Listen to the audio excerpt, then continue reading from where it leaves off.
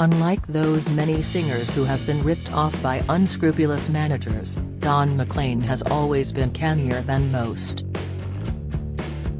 His 1971 hit American Pie turned him into a multi-millionaire star and, while fans have puzzled for years over the song's elusive meaning, Don himself would joke, "It means he'll never have to work again." So when almost 3 decades later, the makers of the American Pie movies asked to borrow those famous words for their film's title, they were in for a shock. "I had trademarked words such as American Pie many years ago," says Don, "and they basically blew me off by trying to give me a few $1,000s. But I hired a lawyer and in the end they had to pay me a few $1,000,000 just to use those 2 words. My lawyer told me if I went to court and lost, I'd have owed them around $40 million, £29 million, so it was a big damn gamble."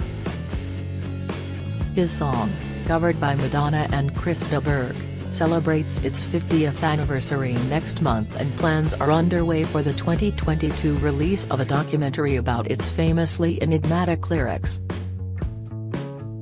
"The Day the Music Died," a reference to the 1959 plane crash that killed singers Buddy Holly, Ritchie Valens and the Big Bopper J.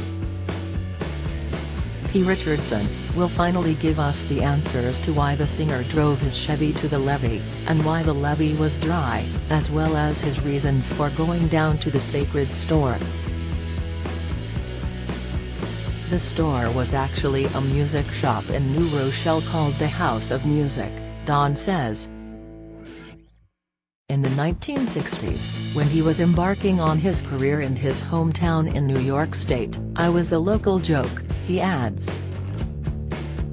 Everyone would say, "He thinks he's going to be a singer, haha," but now Teresa 40 feet mural of me on the side of a building in New Rochelle. Hits such as Vincent, Starry Night, and his #1 cover of the Roy Orbison song, Crying, have helped him make a staggering $150 million, £108 million. Yet at 75, he shows no signs of slowing down. Last month he received a star on the Hollywood Walk of Fame. As well as a recent covers album, Still Playing Favorites, there are plans for a stage musical. He is due to embark on a world tour next year. Add to that an ongoing relationship with a voluptuous 27-year-old Playboy model some 48 years his junior, more on her later, and it's little wonder that the 75-year-old singer insists, "I'm really happy with things." And yet an extraordinary argument has broken out between Don and members of his family that has cast a shadow over his celebrations. During an interview in June with Rolling Stone magazine, his 31-year-old daughter Jackie alleged emotional and mental abuse by her father, though no physical abuse. She claimed that there was a constant state of fear in the house about the slightest thing that would make my dad turn into a crazy person. She also likened her upbringing to living in a cult-type situation. "It's this feeling that Terry's one person who is completely in charge and who's almost supernatural." It follows a much-publicized incident 5 years ago when Don was arrested at the main home he shared with Patricia Schneer, his second wife and mother of Jackie and their son, Wyatt. In her police statement, Patricia claimed, "Don terrorized me for 4 hours until the 911 call that I think might have saved my life. He was scaring me with the intensity of his rage and the craziness in his eyes." A few months later, McLean pleaded guilty to domestic violence and, as part of a plea bargain, avoided jail. They divorced that year after 29 years of marriage. From his home in Palm Desert, California, he talks freely.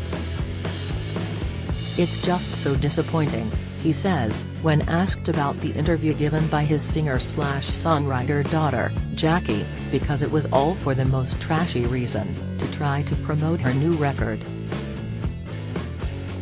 But the thing is, even she, who is hostile towards me at the moment, always says there was absolutely no violence, so she's made a monkey out of her own mother. Patricia, who has founded a domestic violence organization entitled Finding Our Voices, is, adds Don, constantly going around implying that I'm a control freak, wild man and violent, and it is not true.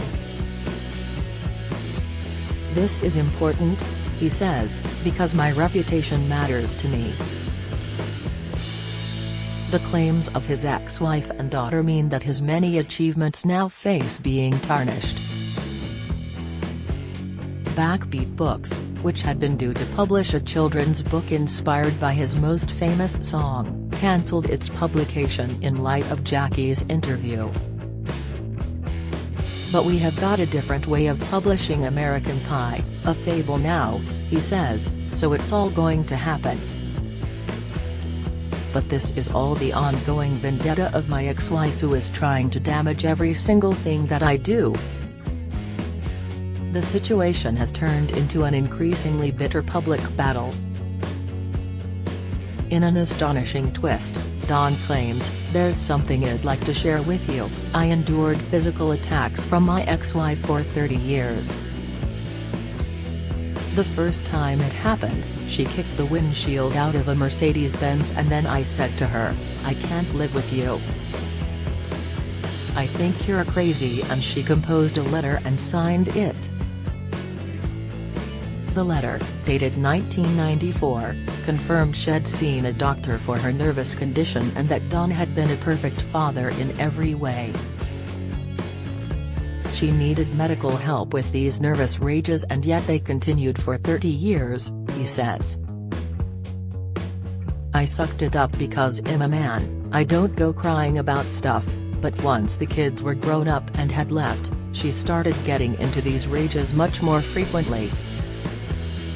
I said, I can't do this for the rest of my life. My children are gone, it's just me and her and I just don't want to do it. I want to do something else with this last chapter of my life." It was a train wreck. When I contacted Patricia about these claims, as part of a lengthy conversation she says, "This is coercion. This is what domestic abusers do. He did coerce me into signing a letter. Obviously when you're with someone who's abusive you do everything you can to keep the peace and that was just part of it." Of the specific accusation that she kicked out the windshield, Patricia replies, "A characteristic of domestic abusers is that they are liars and they turn what they did to you on to the victim and they minimize and try to humiliate the victim." She reiterates several times that he's a convicted domestic abuser and adds that she has a 10-year restraining order against him. Don says of his arrest 5 years ago, there were no injuries according to the hospital where she went to try to get the doctors to write something and they wouldn't. So why did he accept the charges? Because I was 70 years old. I couldn't stand it. I thought there was going to be bulls and stories and everything else, so I thought, fine. In a year's time all the bad charges will be thrown out. There's no assault and no finding of abuse. It's garbage, but I'm not about to call myself a victim. It is sad that that would happen because I really did everything in my power to be the best husband and best father I could ever be." He recently admitted that he grew up in a physically abusive household. "I was hurt a lot by my sister, my mother, my father, I was hit a lot, and that when he had his own children," he says, "I decided I would never do any of the things that my parents did to me, so I never raised a hand to anybody. It makes you feel so small and scared and terrible. His childhood was overshadowed by the death of his father when Don was just 15. "Everything changed when my dad died," he says. "There was no family anymore. My sister had gone away and my mother was a basket case basically who was talking of moving back to her father's. I didn't want to do that, so I was on my own at 15, really." Though he achieved success by his mid-20s, his first marriage, to Carol Obion in 1969, ended after 7 years, and a decade later he married Patricia. He admits that during those years, "I was nervous, I was uptight, I yelled sometimes, I was tense. But I did my best. I was trying to build an empire for everybody. Control was something that I had to have because nobody else was in control." He later adds, "I was a faithful husband and devoted father and obviously my efforts were for nothing." Was he faithful? Completely, he insists, although shortly after their marriage ended, Don took up with Paris Dillon, who was hired to manage his social media. "I knew Paris but wasn't seeing her," he says. "And after I got divorced, she was seeing someone else. When she broke up from him, then we got together. She doesn't drink, doesn't smoke, doesn't do drugs and doesn't party," says Don. "She's completely the opposite of what you might think. Yes, she loves to wear bikinis, but I think she's the greatest pin-up girl in America and I tell her that all the time. Of course, it drives my ex-wife and my daughter bananas but I don't care because they don't care about me." Might he and Paris marry in the future? I think we will. I love her and she's the one for me. I just want to make sure that everything is good with my health because I don't want her to marry a dead man. But I feel good." But the fissures in his relationship with his daughter show no signs of mending. In her interview, Jackie claimed that her father has always used the promise of money to control me, although, admittedly, the amounts being mentioned go beyond the scope of most fatherly financial contributions. "I stopped supporting my daughter last year," he says. "I have a son, you know, who grew up the same way, who thinks I'm a great father and who has none of these complaints. But I said to my daughter, if you speak out about me and trash me, I'm going to disinherit you. And she did and she's been automatically disinherited. That's almost a $3 million trust fund that went down the tubes. I've always supported my daughter, $30,000, $40,000, $50,000, up to £36,000 a year, doubling her husband's salary. I wanted to make sure the grandkids had everything they wanted." Furthermore, he adds that his wife was well looked after during the marriage. "When I interviewed Don a year ago, he told me that he had put around $600,000 in a private account for his ex-wife, so she could leave me any time she wanted to.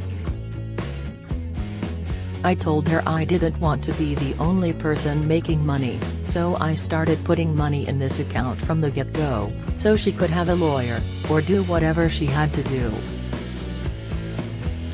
She even had a black American Express card. You can buy a house with that, with unlimited credit.